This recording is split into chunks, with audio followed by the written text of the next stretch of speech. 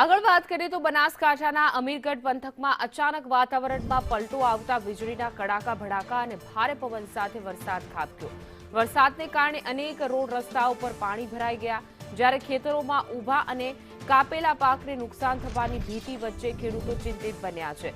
ભર ઉનાળામાં ચોમાસા જેવું વાતાવરણ સર્જાતા સમગ્ર વિસ્તારમાં કાળા ડિબાંગ વાદળો છવાઈ ગયા હતા। જો કે વરસાદને કારણે છેલ્લા કેટલાક દિવસોથી અનુભવાઈ રહેલી ગરમી અને ઉકળાટમાંથી લોકોને ચોક્કસ રાહત મળી છે।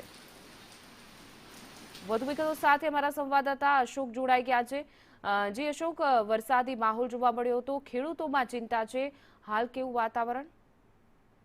જી ના, ચોક્કસ વાત કરવામાં આવે તો જે રીતે હવામાન ખાતાએ 4 દિવસની આગાહી આપી છે વરસાદની, તે જ રીતે કાલ 10 વાગ્યાથી અમીરગઢ પંથકમાં ભારે પવન અને વીજળીના કડાકા ભડાકા સાથે વરસાદ એકાએક ચાલુ થયેલો હતો, જેના લીધે વાતાવરણમાં એક બાજુ ઠંડક તો પસરી છે, પરંતુ ખેડૂતોની વાત કરવામાં આવે તો ખેડૂતોને આજે તૈયાર ખેતરમાં બાજરી લણેલી પડી છે, તેમાં ખૂબ જ મોટા પ્રમાણમાં નુકસાન થઈ શકે તેવું છે। જી જી બિલકુલ અશોક, સમગ્ર માહિતી બદલ આપનો આભાર।